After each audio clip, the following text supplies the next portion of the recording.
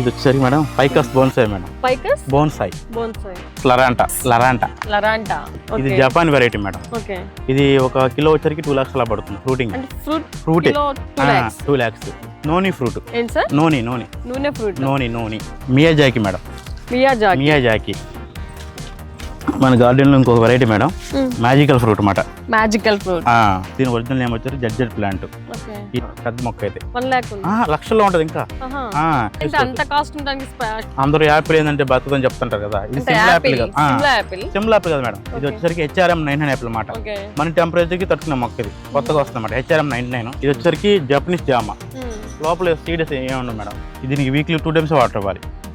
2 times. దీని special ఏంటంటే ఈ ఫ్రూట్ తిన్న 2 hours దాకా పులుపు కారం అయితే కూడా స్వీటే. అంటే మనం పులుపు కారం తిన్నా కూడా నోరు స్వీట్ గా ఉంటుంది. ఇవన్నీ ఆర్నమెంటల్ ప్లాంట్స్ అన్నమాట. ఇవి ఎలా వెళ్తాయని మనకి బొకేస్ పర్పస్కి వెళ్తుంటాయి.